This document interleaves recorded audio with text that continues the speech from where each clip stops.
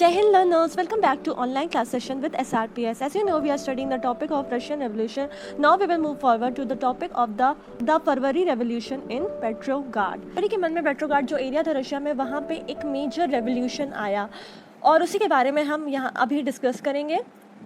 तो पेट्रोग्राड जो एक सिटी था, जो कैपिटल था रशिया का, वहाँ से एक रिवर क्रॉस करती थी जिसका नाम था रिवर नेवा।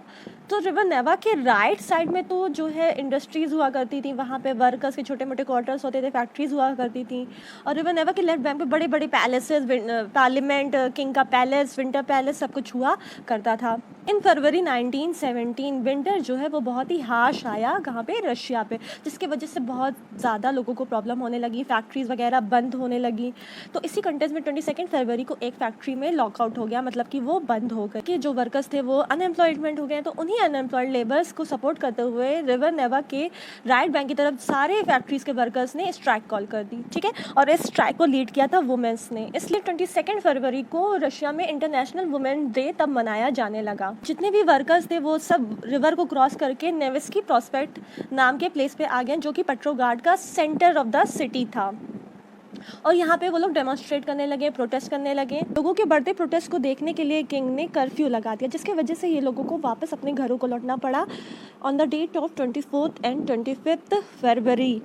25 फरवरी को जार ने फिर से ड्यूमा को सस्पेंड कर दिया। ड्यूमा सस्पेंड होने के बाद डेमोन्स्ट्रेटर्स जो हैं वो कई सारे पॉलिटिशियन जो कि किंग के अगेंस्ट है, उनके साथ सपोर्ट में आके फिर से नेवेस्की प्रॉस्पेक्ट में आ गए और वहाँ पे उन्होंने डेमोन्स्ट्रेशन करना अगेन स्टार्ट कर दिया। उन्होंने पुलिस के हेडक्वार्टर्स को रैंसैक्ट किया, मतलब कि उसको लूटा है। वो स्ट्रीट्स पे स्लोगन लगाने लगे। उनकी मेजर जो डिमांड्स हुआ करते थे वो होते थे ब्रेड के लिए, वर्किंग आवर्स में कमी करने के लिए, उनके वेजेस को इंक्रीज करने के लिए और डेमोक्रेसी के लिए। किंग ने कैवेलरी बुला ली, मतलब कि सोल्जर्स बुला लिए ऑन हॉर्स बैक, ताकि इन डेमोन्स्ट्रेटर्स को रोका जा सके। ये जो कैवेलरी थी, ये जो सोल्जर्स थे, वो भी वर्कर्स के साथ मिल गए, उनके सपोर्ट में आ गए, क्योंकि उन्हें लगा कि हाँ, वर्कर्स जो डिमांड कर रहे हैं वो एक कॉमन पीपल की डिमांड है और वो सही है। सोल्जर्स जितने भी थे उन्होंने साथ मिलकर एक सोवियत बना लिया, एक काउंसिल बना लिया, एक ग्रुप बना लिया जिसका नाम था पेट्रोग्राड सोवियत। और फाइनली वर्कर्स और सोल्जर्स के लीडर्स ने मिल के निकोलस को फोर्स किया कि वो अपनी गद्दी को छोड़ दे, एब्डिकेट कर दे।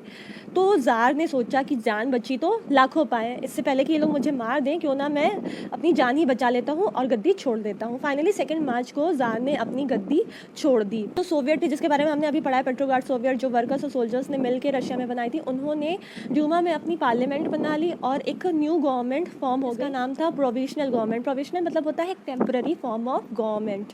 अब रशिया का जितना भी फ्यूचर था वो सारा इस प्रोविजनल गवर्नमेंट के हाथों में आ गया। उन्होंने कॉन्स्टिट्यूएंट असेंबली बनाई, मतलब कि कॉन्स्टिट्यूशन खुद का बनाया और अलाउ कर दिया voting rights to all the people on the basis of universal adult suffrage.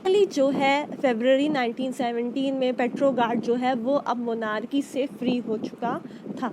हम कंडीशन देखेंगे रशिया में after this February 1917। Provisional government जो थी उसको चलाने वाले थे major army person, land owners और बड़े बड़े इंडस्ट्रियलिस्ट। लिबरल और सोशलिस्ट जो है वो इन लोगों की हेल्प किया करते थे गवर्नमेंट को चलाने के लिए, और काम करते थे कि सब कुछ जो है वो एक प्रॉपर इलेक्टेड मेजर से ही हो, जहाँ पे लोगों की से हो, जनता की से हो। प्रोविजनल गवर्नमेंट ने जितने भी पब्लिक मीटिंग और एसोसिएशंस पे बैन लगा हुआ था उन सारे रेस्ट्रिक्शन बैन्स को हटा दिया और सोवियत जो है वो जगह जगह फॉर्म होने लगे, मतलब कि ग्रुप, काउंसिल ऑफ पीपल्स जगह जगह फॉर्म होने लगे, फैक्ट्रीज में फॉर्म होने लगे, बिजनेसमैन एसोसिएशन फॉर्म करने लगे, लॉयर्स अपना एसोसिएशन फॉर्म करने लगे। ऐसे सोवियत जो है वो हर जगह फॉर्म होने लगे थे। अप्रैल 1917 में बोल्शेविक लीडर जो व्लादिमीर लेनिन था, जिसके बारे में हमने पहले पढ़ा था कि उसे एक्साइल में भेज दिया गया था, वो वापस आ गया और उसने आते ही सोवियत लोगों को इकट्ठा करना शुरू किया। जैसा कि वो पहले से कहता आ रहा था कि वॉर जो है वो कभी भी रशिया के फेवर में नहीं थी, तो उसने सबसे पहला काम किया कि वॉर को क्लोज करवाया और उसने रिक्वेस्ट किया अपने ग्रुप के, अपने सोवियत के लोगों से कि अब उन्हें पावर जो है अपने हाथों में लेनी चाहिए, क्योंकि अभी तक जो हमें सप्रेस कर रहा था किंग, वो अब जा चुका है। अब ये टाइम आ चुका है कि हम एक सोशलिज्म का कॉन्सेप्ट, एक कम्युनिस्ट पार्टी अपनी कंट्री में सेटअप करें। कम्युनिस्ट पार्टी और सोशलिज्म पार्टी के बारे में हम ऑलरेडी डियर स्टूडेंट पहले इसी के लेक्चर्स में पढ़ चुके हैं कि अ फॉर्म ऑफ गवर्नमेंट जिसमें हर पीपल का जो है, छोटे से छोटे, गरीब से गरीब इंसान का, प्लीसेंट का, वर्कर्स का और लेबरर्स का रोल हो, एक पार्ट हो उसका गवर्नमेंट में। तो वो चाहता था कि अब ये भी सोवियत, जो छोटी छोटी भी सोवियट्स हैं, उनका टाइम आ चुका है कि वो पावर्स को अब अपने हाथ में लें। और इसी के बेसिस पे उसने 3 डिमांड्स रखे जिसको कि लेनिन की अप्रैल थीसिस कहा जाता है। इसमें जो 3 डिमांड्स थे वो थे, नंबर 1 कि वॉर को एंड कर दिया जाए, नंबर 2 कि लैंड जो है जितना भी नोबल्स के पास था वो सब अब पीसेंट्स को ट्रांसफ़र कर दिया जाए, और नंबर 3 कि जितने भी बैंक्स हैं उन सबको नेशनलाइज कर दिया जाए। उसने बोल्शेविक पार्टी का भी नाम चेंज करके अब जो है कम्युनिस्ट पार्टी रख दिया था, जिससे कि उसके इरादे एकदम साफ थे कि अब उसे इस कम्युनिस्ट रशिया को बनाने में कोई भी नहीं रोक सकता है। अब वो पूरी तरीके से पूरी कंट्री को सोशलिज्म के कॉन्सेप्ट पर कन्वर्ट कर देगा। हर छोटे से छोटे पीसेंट, वर्कर और लेबरल का ज़्यादा से ज़्यादा रोल रहेगा कंट्री को चलाने में और पावर डिस्ट्रीब्यूशन में। जो लेयर सेक्शन था सोसाइटी का, वो लेनिन के थॉट से बहुत ही ज़्यादा एनकरेज हुआ। इसलिए अब जितने भी सोवियट्स जो प्रोविजनल गवर्नमेंट के अंडर फॉर्म होना शुरू किए थे, वो अब बोल्शेविक के लीडर व्लादिमीर लेनिन के आइडियाज़ को फॉलो करने लगे थे। वो उसके थॉट्स के बेसिस पे, उसके आइडियाज़ के बेसिस पे अपने सोवियट के रूल्स, रेगुलेशन, आइडियाज़, एम्स और स्ट्रैटेजीज़ को चेंज करने लगे थे।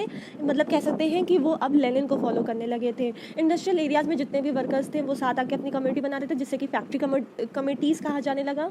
यूनियंस फॉर्म हो रहे थे, आर्मी में सोल्जर्स अपनी कमेटी बना रहे थे लेनिन के आइडिया से इंस्पायर होकर। ये सबको देखते हुए जब प्रोविजनल गवर्नमेंट को पता चला कि लेनिन की पॉपुलैरिटी इतनी ज़्यादा बढ़ रही है, तो उन्हें खतरा लगने लगा अपने फॉर्म ऑफ गवर्नमेंट पे। उन्हें लगा कि जल्द ही व्लादिमीर लेनिन उन्हें उनकी गवर्नमेंट छीन लेगा, तो इसलिए उन्होंने अब जो है रेस्ट्रिक्शन लगाना शुरू कर दिया सोवियट्स पे और सारे लीडर्स को अरेस्ट करना स्टार्ट कर दिया, चाहे वो आर्मी कमेटी का हो, चाहे वो वर्कर्स कमेटी का हो, चाहे वो पीसेंट्स के लीडर्स हों, चाहे वो लेबरर्स के लीडर्स हों।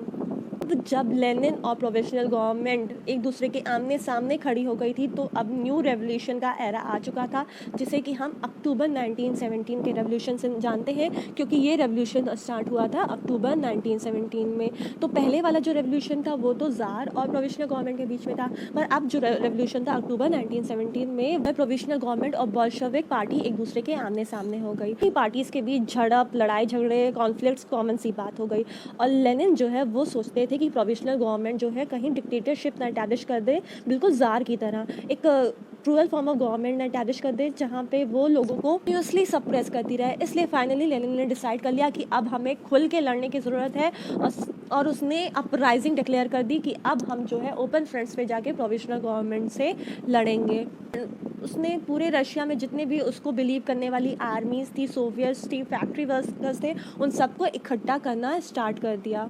फाइनली 16 अक्टूबर 1917 को ये सारे वर्कर्स, सोल्जर्स, जितने सोवियट के मेंबर्स थे, उसको उसने अपनी बोल्शेविक पार्टी के साथ मर्ज कर लिया, मिला लिया और एक पार्टी बनाई। नाम था मिलिट्री रेवोल्यूशनरी कमेटी। ये कमेटी जो है वो सबको कॉम्प्रोमाइज़ कर ली थी और इसके हेड थे लियोन ट्रोट्स्की। 24 अक्टूबर का डेट डिसाइड हुआ जब हमला करना स्टार्ट कर दिया गया। तो उस वक्त प्रोविजनल गवर्नमेंट के जो प्राइम मिनिस्टर थे केरेंस्की, वो आसपास के सिटीज़ में, आसपास के एरिया में मदद मांगने चले गए। और जितने भी मिनिस्टर वो प्रोविजनल गवर्नमेंट के लिए लॉयल थे, उन्होंने बोल्शेविक पार्टीज़ के ऑफिसर्स को कैप्चर करना शुरू कर दिया। टेलीग्राफ और टेलीफोनिक लाइन पर अपने लोगों को भेज दिया ताकि बोल्शेविक उसको कंट्रोल ना कर पाए। अपने ऑफिसर्स में भी, इसके बड़े बड़े ऑफिसर्स में भी अपने सोल्जर्स बैठा दिए ताकि बोल्शेविक उन सबको कैप्चर ना कर पाए। पैलेस जो है वो पूरी तरीके से प्रोटेक्टेड रहे। जब ये सब हो रहा तो ऑब्वियसली बात है मिलिट्री रेवोल्यूशनरी कमेटी जब तो बैठेगी नहीं। उसने क्या करना स्टार्ट किया, उसने विंटर पैलेस पे अटैक कर दिया थ्रू शिप अरोरा, क्योंकि कुछ मिलिट्री पर्सन्स तो बोल्शेविक के सपोर्ट में भी थे ना, वो मिलिट्री रेवोल्यूशनरी कमेटी के अंडर थे। तो उन्होंने एक मिलिट्री की शिप अरोरा से विंटर पैलेस पे अटैक कर दिया। और अटैक करने के बाद प्रोविजनल गवर्नमेंट के सपोर्टर्स अब निहत्थे पड़ गए। रिजल्ट, मिलिट्री रेवोल्यूशनरी कमेटी ने सारे गवर्नमेंट ऑफिसर्स को कैप्चर कर लिया, सीज कर लिया। जितने भी मिनिस्टर्स थे जो प्रोविजनल गवर्नमेंट के सपोर्टर्स थे, उनको अरेस्ट कर लिया। बात होते होते उन्होंने पूरे प्रोविजनल गवर्नमेंट से सत्ता छीन के अपने हाथों में ले लिया कि गवर्नमेंट इस्टेब्लिश की through a meeting of all Russian congress of Soviet. मतलब कि जितने भी सोवियट्स थे, हमने पढ़ा ना कि वो सारे लेनिन को फॉलो करने लगे थे, उन सबको मिलाया, उन सबके लीडर्स को एक मीटिंग में बुलाया। मीटिंग का नाम लेनिन ने रखा as all Russian congress of soviet in Petrograd. तो ऑब्वियसली जाहिर सी बात है कि ज़्यादातर तो जो है वो बोल्शेविक के सपोर्टर्स थे, तो अपना मेजॉरिटी में वोट दिए और अब रशिया में जो है वो बोल्शेविक पार्टी की सपोर्टेड गवर्नमेंट बन चुकी थी। बोल्शेविक गवर्नमेंट ने ऑर्डर किया कि अभी प्रोविजनल गवर्नमेंट के सपोर्टर्स है वहाँ हर जगह अपराइजिंग हो। इस वजह से जो है अपराइजिंग दोनों ही पार्टीज़ में कॉमन हो गया पूरे रशिया में। और दिसंबर आते आते बोल्शेविक ने जो मेजर एरियाज़ थे, जो कैपिटल एरियाज़ थे रशिया के, मॉस्को, पेट्रोग्राड एरिया पे अपना कैप्चर कर लिया और धीरे धीरे उसने पूरे रशिया पे अपना कैप्चर कर लिया। So this was about the October revolution of 1917। This only let's see what change after October. जैसा कि हम ऑलरेडी पढ़ चुके हैं फरवरी के बाद क्या चेंजेस आए, वैसे अब देखते हैं कि अक्टूबर के बाद क्या चेंजेस आए। हमें ऑलरेडी पता है कि बोल्शेविक जो है वो प्राइवेट प्रॉपर्टी के स्ट्रॉन्ग अपोजर थे और उन्होंने, लेनिन ने सारी इंडस्ट्रीज और सारे बैंक को नेशनलाइज कर दिया था नवंबर 1917 तक। न्यू बोल्शेविक पार्टी जो है प्राइवेट प्रॉपर्टी को बहुत ही स्ट्रांगली अपोज करती थी और पीसेंट्स को अलाउ कर दिया गया कि वो अब अपने लैंड को नोबिलिटी के लोगों से छीन सकते थे। और बोल्शेविक पार्टी ने ओल्ड टाइटल्स ऑफ एरिस्टोक्रेसी जो होते थे जैसे कि किंग, सर, इन सबको यूज़ करने से बैन कर दिया। एज वेल एज उन्होंने न्यू यूनिफॉर्म भी डिज़ाइन करवाया अपने आर्मी और ऑफिशियल्स के लिए। न्यू यूनिफॉर्म के तहत एक कैप जो है वो सोवियत हैट के रूप में, जिसे कि बेंटुनोव्का भी कहते हैं, वो अब सोल्जर्स पहनते थे। और बोल्शेविक पार्टी का नाम जो है वो चेंज होकर रशियन कम्युनिस्ट पार्टी हो गया। नवंबर 1917 में बोल्शेविक पार्टीज़ ने अपना इलेक्शन करवाया, क्योंकि पर अभी भी ड्यूमा में पहले के लीडर्स थे, तो इसलिए बोल्शेविक पार्टी जो है वो अपना मेजॉरिटी गेन कर पाई, अपनी गवर्नमेंट नहीं बना पाई। और गवर्नमेंट जो बनी 17 में वो ऑलरेडी लिबरल और जो बाकी सोशलिस्ट पीपल थे उनके लोगों की बनी, ना कि बोल्शेविक पार्टी के। बोल्शेविक पार्टी ने देखा कि वो फेल हो गया है तो उन्होंने जनवरी 18 में इस असेंबली को ही रिजेक्ट कर दिया। और लेनिन ने तो कॉन्स्टिट्यूएंट असेंबली को पूरी तरीके से रिजेक्ट कर दिया। उसने कहा कि अब कोई कॉन्स्टिट्यूशन असेंबली नहीं बनेगी, जो गवर्नमेंट बनेगी वो all Russian congress of Soviet की बनेगी रशिया में। मार्च 1918 में बोल्शेविक पार्टी ने जर्मनी से पीस कर लिया, जिसके साथ उनका युद्ध चल रहा था, उससे वो लोग जाके पीस कर लिए। कहाँ पे? Place known as Brest Litovsk. In the coming years जो है ये Russian Congress party of Soviet ही बस एक लौती पार्टी बची रह गई रशिया में, और यही पार्टी ने अपना पार्लियामेंट बनाया कंट्री में। ट्रेड यूनियंस वगैरह जो थे उसे कंट्रोल में रखा जाने लगा और सीक्रेट पुलिस बनाई गई जो उन लोगों को पनिश करती थी जो भी बोल्शेविक को क्रिटिसाइज़ करते थे। इस सीक्रेट पुलिस का नाम था चेका पहले, बाद में इस सीक्रेट पुलिस का नाम OGPU एंड NKVD रख दिया गया।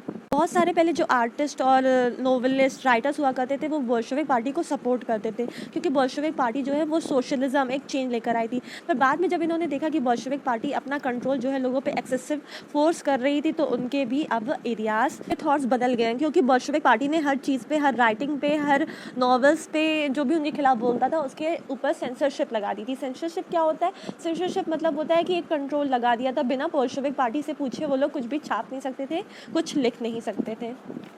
ये सारी कंडीशन जो है वो अब लोगों के फेवर में नहीं जा रही थी, जैसा कि हमने फ्रेंच रेवोल्यूशन में भी पढ़ा था कि जो न्यू गवर्नमेंट फॉर्म हुई थी वो लोगों के सपोर्ट को विन नहीं कर पा रही थी। सेम वैसे ही रशिया में भी हुआ और एज ए रिजल्ट रशिया में सिविल वॉर स्टार्ट हो गया। सिविल वॉर मतलब एक ही कंट्री के लोग जो आपस में लड़ते हैं। इसमें जो है बोल्शेविक पार्टी ने जब लैंड रिडिस्ट्रीब्यूशन ऑर्डर कर दिया, मतलब कि जो ज़मीन थी वो लोगों में वापस से डिस्ट्रीब्यूट कर दिया जो नोबल्स पहले रखे हुए थे, तब सोल्जर्स जो थे उन्होंने सोचा कि अब हम अपने घरों से क्यों दूर हैं, तो वो वापस अपने घरों में चले गए और खेती बाड़ी करने लगे, क्योंकि उनको लैंड मिल गया था। इस तरीके से बोल्शेविक पार्टी जो थी वो वीक होने लगी थी। जितने भी नॉन बोल्शेविक सोशलिस्ट थे, लिबरल्स थे, सपोर्टर्स ऑफ ऑटोक्रेसी थे, वो बोल्शेविक के अपराइजिंग को क्रिटिसाइज़ करते थे। तरीके से अब अलग अलग ग्रुप बन गया रशिया में। बोल्शेविक के लोगों को रेड बोला जाने लगा और 1918 और 1919 के बीच में जो सोशलिस्ट रेवोल्यूशनरीज थे जो बोल्शेविक को सपोर्ट नहीं करते थे पर फिर भी वो सोशलिस्ट थे, उनको ग्रीन्स बोला जाने लगा, और जो ज़ार को सपोर्ट करते थे उनको वाइट्स बोला जाने लगा। तो बोल्शेविक पार्टी के आने के बाद भी 1918 और 1990s के बीच ये ग्रीन पीपल, मतलब कि सोशलिस्ट रेवोल्यूशनरीज बोल्शेविक के अलावा और प्रो ज़ारिस्ट पीपल अभी भी ज़्यादा संख्या में रशिया में थे। ग्रीन्स एंड वाइट्स को सपोर्ट प्रोवाइडेड था आसपास की कंट्रीज़ का जो सोशलिज्म को प्रमोट नहीं करती थी, जैसे कि France, America, Britain as well as Japan. Conflicts Bolshevik मतलब कि रेड और ग्रीन और वाइट्स के बीच में बहुत ही कॉमन हो गए थे, जिसमें कि सिविल वॉर आता था, लूटिंग आता था, डकैती आती थी, और इस वजह से रशिया के कॉमनर्स को इन सब का सामना करना पड़ रहा था, साथ ही साथ फेमाइन्स का भी सामना करना पड़ रहा था। जो वाइट पार्टीज़ के सपोर्टर्स होते थे, ज़ार के सपोर्टर्स होते थे, वो किसानों के अगेंस्ट बहुत ही हार्श स्टेप लेते थे जब वो लोग किसी भी नोबल पर्सन के लैंड को सीज़ कर लेते थे। इस वजह से जो किसान होते थे वो ज़्यादा से ज़्यादा बोल्शेविक को सपोर्ट करते थे और उनके खिलाफ, मतलब कि वाइट्स के खिलाफ बहुत ही ज़्यादा इल बोला करते थे और उनके अगेंस्ट रहते थे। फाइनली जनवरी 1920 में बोल्शेविक जो है उसका कंट्रोल ज़्यादा से ज़्यादा रशियन एम्पायर में हो गया, क्योंकि उनको सपोर्ट किसका मिला, उनको लोकल किसानों का, लोकल फार्मर्स का सपोर्ट मिला जो कि वाइट्स के अगेंस्ट थे। साथ ही साथ इसके उनको और भी कुछ ज़िदादिस्ट लोगों से भी मदद मिली, जिसके बारे में हमने पढ़ा था। ज़िदादिस्ट कौन होते थे? वो मुस्लिम कम्युनिटी के लोग होते थे जो रशिया के आसपास के रीजन्स में रहते थे। और इस चीज़ ने फाइनली रशिया को जनवरी 1920 में एक सोशलिस्ट सोसाइटी के तौर पे पूरी तरीके से कन्वर्ट कर दिया था। So dear student, as you can see in today's lecture of chapter socialism in Europe and the Russian revolution, we discuss the topic number 3, the February revolution in Petrograd. In that we came to the topic of after February. Then topic 3.2, the revolution of October 1917. After that we discussed point number 4, what changed after October. That topic 4.1, the civil war. So this was all about our today's lecture. Now let us see some of the practice question which you need to solve in your copy. With this only we'll end our today's lecture. So dear students, stay home, stay safe. Have a good day. Jai Hind.